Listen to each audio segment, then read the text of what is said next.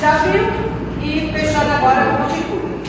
Bom, a gente viu na aula passada, né, exatamente a questão da bateria, né, da realidade, que se chama da equação real da bateria, que é quando a gente entende que internamente uma bateria tem uma resistência que faz com que a força eletromotriz, ou seja, o potencial real dela, seja sempre a diferença de potencial entre os dois pontos, o potencial que a gente compra, né? Vamos lá, bateria automotiva, a maioria é 12 volts. Então a gente compra 12, mas efetivamente na hora que está trabalhando, ou seja, na hora que está tendo a diferença de potencial entre os dois pontos, né? Aqueles dois polos onde a gente bota, né? Aqueles conectores para poder passar a energia para o veículo, sempre vai ter uma perda de potencial por conta da passagem de corrente elétrica por um resistor, por uma resistência interna. Então sempre tem que ficar na mente de vocês que quando uma corrente passa por um resistor, o potencial diminui. Então tem perda de potencial, tem queda de potencial. Sempre isso vai acontecer, seja na bateria, seja em um circuito qualquer. Então, se a gente tem um circuito com apenas uma malha, aí vamos lá, o que é a malha de um circuito? Malha de um circuito, a gente entende que é o caminho por onde a corrente passa. Isso é uma malha. Então, se eu tivesse um circuito, por exemplo, se eu tivesse um circuito elétrico qualquer, que gera um circuito combinacional, terceiro período, circuito. Se eu tiver um circuito, tá, que eu tenho a alimentação dele, né, por onde entra a corrente, tá, e de repente eu tenha um caminho aqui, eu tenho outro assim,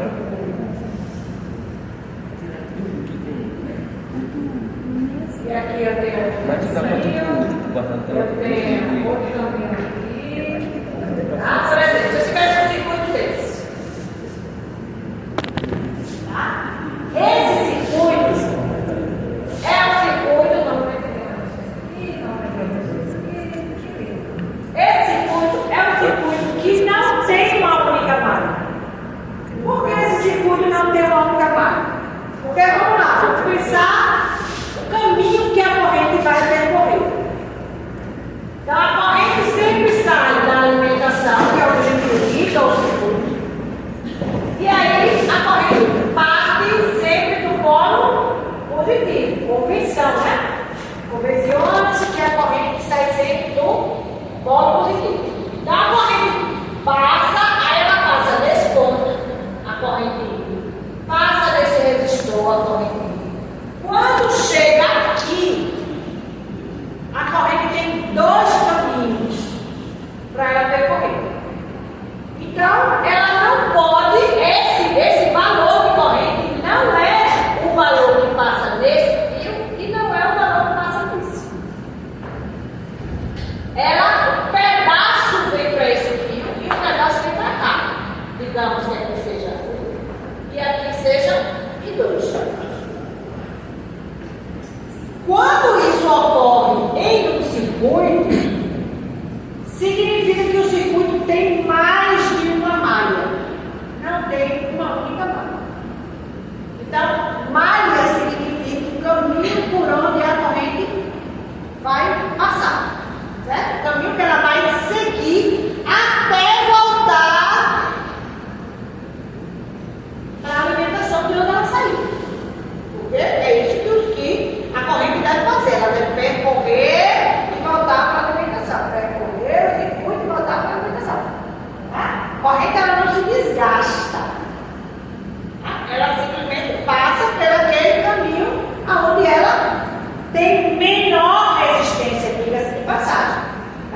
Quanto menor for a resistência, maior é a intensidade de corrente que passa naquele fio.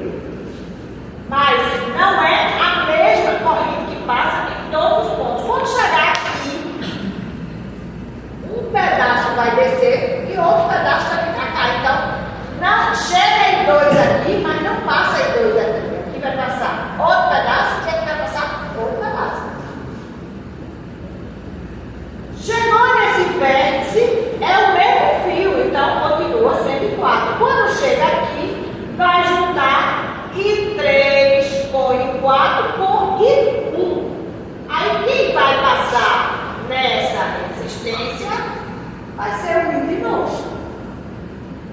Porque juntou esse pedaço daqui com esse pedaço que vem desse fio com esse pedaço que vem desse fio. Tá? Então isso aqui caracteriza que o circuito tem mais de uma malha. Se ele tem mais de uma malha, eu não posso calcular essa corrente usando essa fórmula. Esta fórmula eu só vou poder usar se o circuito tiver apenas uma malha. Ele pode ter várias alimentações, mas o caminho por onde a corrente vai passar será sempre único. Ou seja, a corrente que passa em um ponto, se eu determinar que aqui é A, aqui é B, aqui é C, D, E, F, sei lá, quem passa em A tem que ser igual a quem passa em B, tem que ser igual a quem passa em C, tem que ser igual a quem chega em E, tem que ser igual a essa, tem que ser igual a essa para voltar para a administração. Se isso acontece, ele só tem uma malha. Se isso não acontece, ele não tem só uma malha, ele vai ter mais de uma. Mas quantas? Depende de quantos caminhos a corrente tiver. Tá? De passar. Então, nesse caso aqui, o circuito só tem uma malha. Tá? Porque ele vai partir da alimentação. Aqui eu tenho uma bateria, eu tenho 2 baterias. Porém, vamos lá. Aqui eu vou ter uma força eletromotriz sempre parte do positivo. E a gente, quando tem 2, a gente vai sempre partir da maior. E se as 2 forem iguais, aí você escolhe, porque você vai começar, não tem nenhum problema. Aí você vai sempre partir do ponto positivo, do polo positivo. É sempre do polo positivo. É de onde sai a corrente. Então, admitindo que Epsilon 1, né, essa letrinha aqui, essa força eletromotriz é maior do que a 2, então quem é que vai ser a corrente elétrica? A corrente elétrica vai ser a soma, o somatório das alimentações, que no caso é uma subtração, porque alguém gera, eu tenho um gerador e tenho aqui um receptor, que retira a corrente do circuito. Tá? O que é um gerador? Gerador é qualquer dispositivo que pede qualquer forma de energia e transforma em energia elétrica. Isso é um gerador. O que é um receptor? É o que faz o contrário. Ele pega energia elétrica e transforma em qualquer outra forma de energia. Então, por exemplo, os geradores que a gente vê em hospitais, né? Em lugares, em data center, né? Lugares que não podem ficar sem energia. Normalmente o gerador que nós vemos são geradores que usam óleo, né? Ou seja, eles usam a energia química. A energia química que está armazenada naquele gerador se transforma em energia elétrica para ser utilizada na rede. Né? Os equipamentos que funcionam com a eletricidade. Lâmpada, funcionário, enfim. Tá? E aí a gente tem os tipos de geradores. São geradores que se alugam, né? Ou que se instalam em lugares que não podem ter nenhum momento sem energia elétrica. E aí, quando a gente tem essa energia elétrica, que ela é transformada em outra forma de energia, aí não é mais um gerador, aí é um receptor, ou seja, ele está retirando a energia do circuito. Como, por exemplo, um resistor.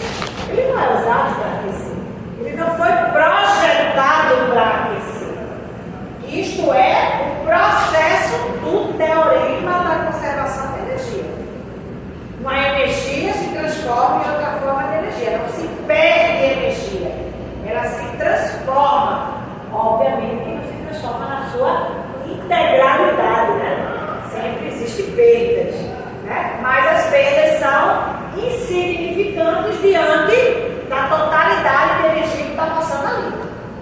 Então, se entrar 200 volts passa em um resistor, vai ter uma perda de quanto? O valor da resistência vezes a corrente que passa também.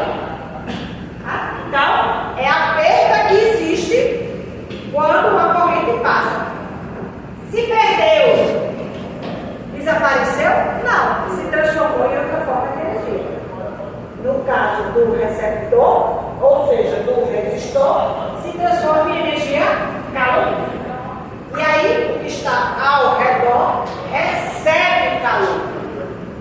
Recebe calor, muda a temperatura daquele corpo. Normalmente, a temperatura vai aumentar, vai se modificar, porque não está retirando calor, está cedendo.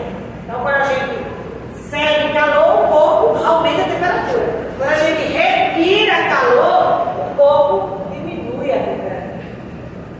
Então, isso é o que ocorre em termos de energia calorífica, né? Que é a quantidade de calor.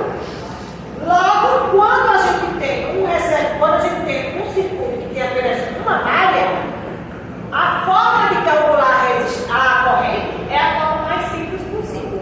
Ou seja, qual é o potencial que ela tem dividido pela quantidade de resistências que tem no circuito.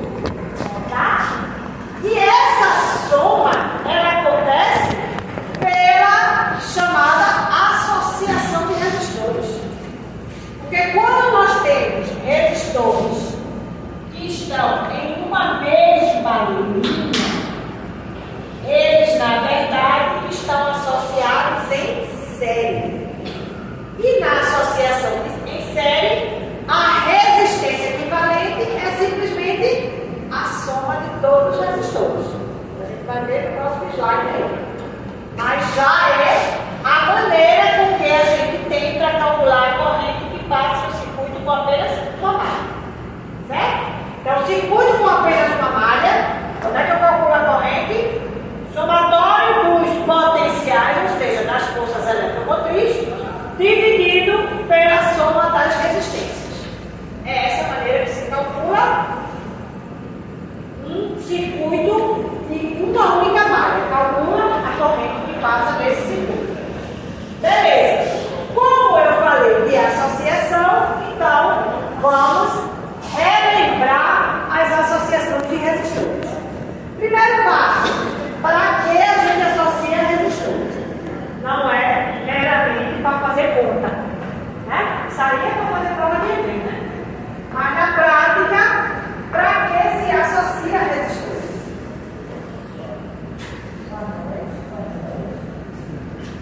Para que se associa resistores?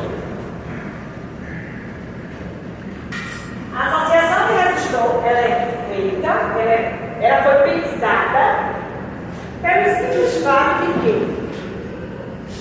o resistor é um dispositivo que é fabricado. Correto? A gente vai numa loja e chega lá e a gente nem diz resistor, a gente diz resistência, né? E deu uma resistência de tanto. Resistência é a unidade física, é a grandeza física. É a grandeza. Resistor é o que a gente compra. Então a gente não deveria dizer que tem uma resistência de tanto. Ele deu uma resistência e deu um resistor que tem uma resistência de tanto. Mas como é muito ética, a gente acaba dizendo que comprar uma resistência de tantos ohms. Tá? Mas, enfim, o que é? Por que se associa? Porque é impossível se construir resistores com todos os valores que cabem no conjunto dos números reais. Porque resistência é um valor, é um número. E é um número que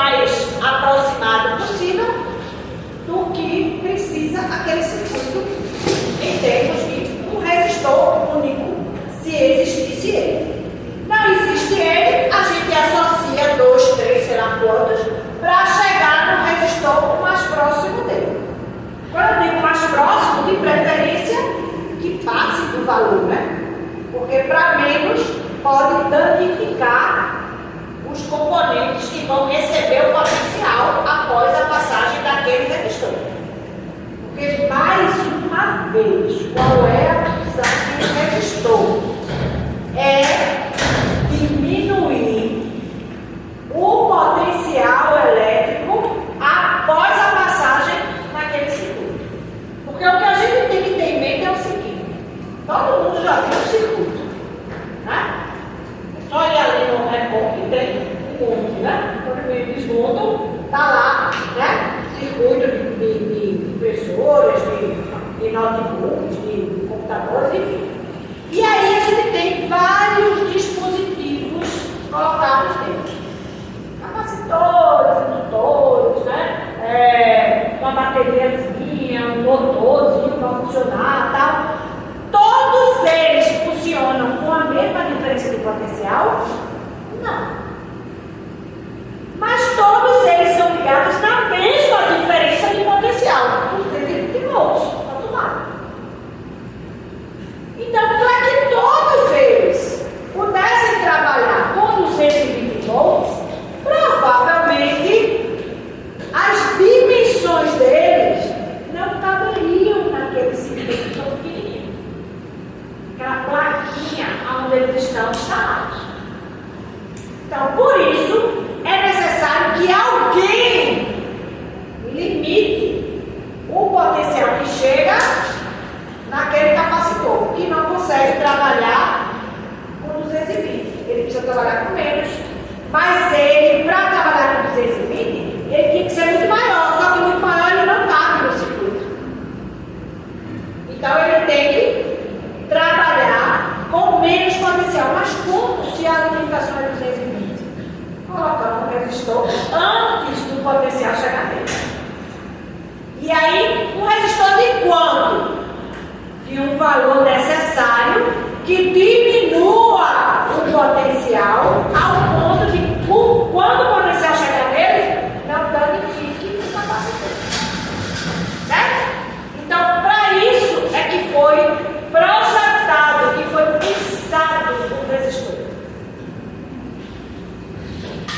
Consequentemente, como é impossível se projetar todos os capacitores conforme o conjunto dos nós reais, se associa.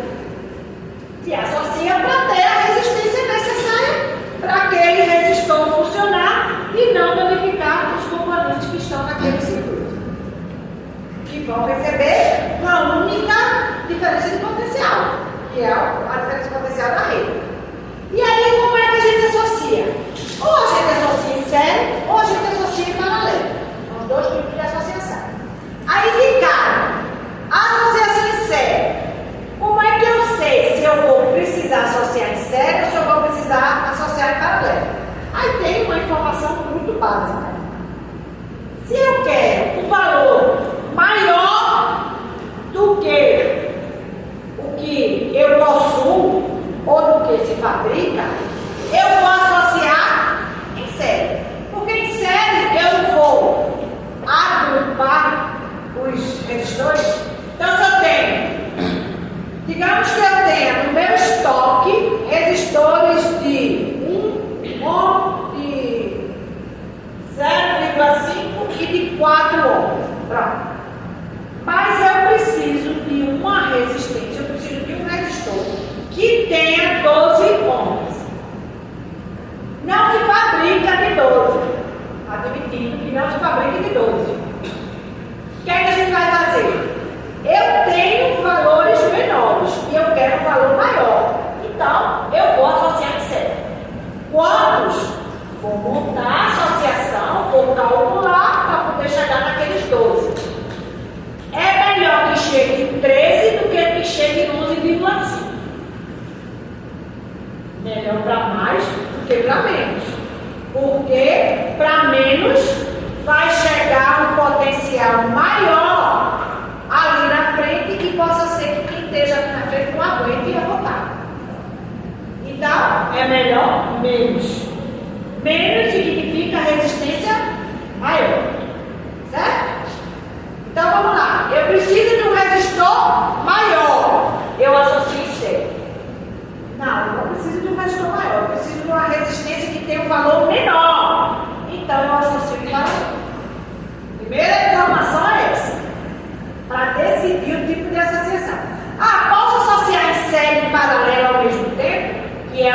chama da associação mista, pode, não tem nenhum problema. Mas de cara a gente entende que associou em série, eu estou aumentando o valor do meu resistor equivalente. Associou em paralelo, eu estou diminuindo o valor do meu resistor equivalente. A minha resistência equivalente será menor do que os resistores que eu possuo. Certo? A ideia é essa. Aí vamos lá. Fora isso, o que é que a gente precisa entender? Quando a gente associa em série, existe o que se chama da topologia, ou seja, o desenho, é uma sequência lógica. É um resistor R1, depois R2, depois R3, depois R4, no mesmo fio. No mesmo fio. Então, se os resistores estão no mesmo fio, numa sequência lógica, eles estão associados em série. E aí a gente não pensa duas vezes. A gente tem a certeza de que a corrente que passa no primeiro resistor é a mesma que vai passar no segundo, é a mesma que vai passar no terceiro, é a mesma que vai passar enquanto os resistores estiverem neste mesmo fio. Certo? Que foi o que a gente acabou de ver no circuito de uma única malha. Circuito de uma única malha. Eu tenho uma resistência, eu tenho outra resistência, eu tenho outra resistência, eu tenho outra resistência. Eu tenho um receptor, eu tenho resistência, eu tenho resistência. Todas as resistências estão no mesmo fio. Então, a resistência equivalente é R1 mais R2 mais R3 mais R4 mais 5 mais 6 mais 7. Quantas resistências estiverem no fio? Essa outra fonte de energia está trocada, não está só receptor? Não, gerador. Gerador. Os dois? Está entrando por aqui. E entrando por ali também. Aí, quando ele passa aqui, a gente subentende que ele está passando do maior, do positivo para o negativo. Então ele está perdendo. Aí, se a gente não tiver a simbologia, a gente pode até mandar ele assim. Mas aí a gente diz que é um ganho de energia. Porque ele está passando do negativo para o positivo. Do negativo para o positivo está ganhando. Do positivo para o negativo está perdendo. Então está transformando ele na forma de energia. Previsto, ó, esse separa de troncos, mais embaixo. Não, a colocação desses tracinhos. O menor é sempre negativo, o maior positivo. O circuito pode vir neste formato, pode vir neste formato. Tá bem. Tá? O que a gente tem que interpretar é, quando a corrente ela passa, ela entrou pelo polo positivo. Ela está entrando, está ganhando potencial elétrico. Aí ela parte para cá. Quando ela chega nesse polo, que é positivo, ela passa para o negativo. Então significa que ela está perdendo. Ela está se transformando em outra forma de energia. E aí diminui o potencial. Certo? Diminui. Que potencial? O valor desse potencial aqui. Quando a gente for fazer o chamado balanço energético, o exercício, aí eu vou mostrar, tá? Com números que fica mais fácil da gente entender. Certo? Que é o que ocorre realmente em um circuito. Tá? Mas a associação é essa. A corrente que passa em R1 é a que passa em R2, é a que passa em R3, é a que passa em R7. É a mesma corrente. Porque eles estão em série. Porém, o potencial não é o mesmo. Não é o mesmo. Mas, quando a gente somar todos os potenciais, ele vai ter que dar exatamente o potencial que entrou. Porque não pode ter perda de potencial para poder balançar o potencial, a diferença de potencial aqui. O que é que eu estou dizendo? Quando a gente diz que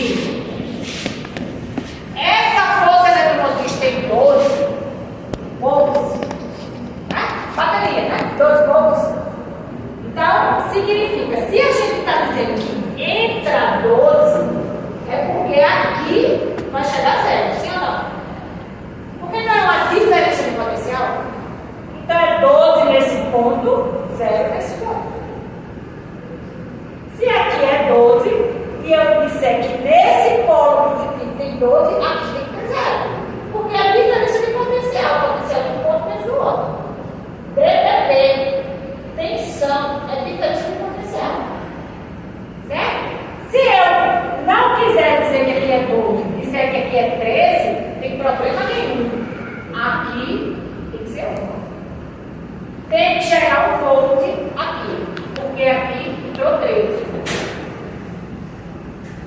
Isso não existe, né? Porque se a diferença é 12, a gente não vai admitir um valor maior. A gente sempre vai admitir o valor de 12 e chegando 0 aqui. Que é o que a gente chama de um balanço energético. E isso é fundamental ser feito em um circuito. Então não são vocês que fazem. Tá? Quando eu digo vocês, cientistas da computação. Tá? São os engenheiros, nem engenheiros da computação, são engenheiros elétricos, que trabalham no circuito. Tá? Quem trabalha efetivamente no circuito são os engenheiros elétricos. Mas aí são eles os responsáveis por fazer o dimensionamento de um circuito. Dimensionamento de um circuito é um balanço de um circuito. Mas vocês têm que ter essa noção. Né? Noção de que não é possível entrar um valor maior do que o valor da diferença de potencial que existe na alimentação, os 220 volts. Porque se a gente disser que está entrando 300, então significa que está tendo alguma alimentação aqui que a gente não enxergou. Está entrando energia potencial de algum outro lugar, está entrando uma diferença de potencial maior, então na verdade não é 12. É um número maior que isso. Então, se a gente admitir que é 12, aqui vai ter que zerar, vai ter que dar 0. Em um exercício, a gente mostra exatamente que 0. Certo? Então, esse é o percurso. Ou seja, admitindo que entrou 12 volts, aqui a gente tem uma resistência, o valor que vai chegar aqui não vai ser 12. Porque eu já tenho uma resistência aqui. Essa resistência não vai fazer diminuir o potencial? Diminuir de quanto? O valor da corrente vezes a resistência. Lei de Ohm. Ou seja, potencial é resistência vezes corrente. Então, o que se perde aqui, se transforma em outra forma de energia, o que se perde aqui é o valor proporcional ao valor da corrente pelo valor da resistência. Então não chega a 12 aqui, chega a menos. Não chega a 12 aqui, não chega, digamos que aqui chegasse 10. Não chega a 10 aqui, chega a menos. Não chega o valor de R3, chega a menos. Chega menos, chega menos, chega menos, até zerar. Aí o valor fica correto. Aí a distribuição está conforme o valor das resistências. E a corrente de massa é única, mas os potenciais não. O potencial desse resistor é um, o potencial que chega nesse é outro, o potencial que chega nesse é outro. Porém, esse potencial mais esse, mais esse, mais esse, mais esse, mais esse, mais esse, tem que dar 12. Certo? É o que diz isso aqui.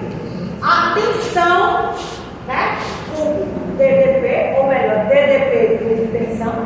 A tensão é a soma das diferenças de potenciais em todos os resistores.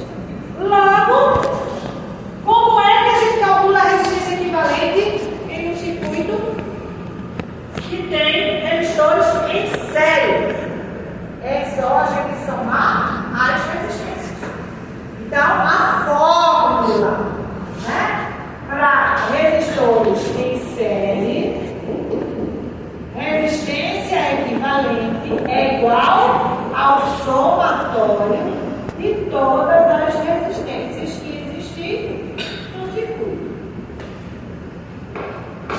Então, somatório. Somatório de todas as resistências. Tem quantas? Tem 7. N1 mais N2 até N7.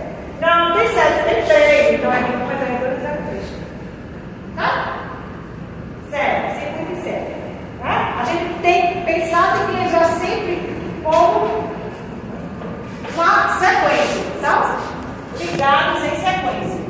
Logo, a resistência equivalente será a soma de todas as resistências.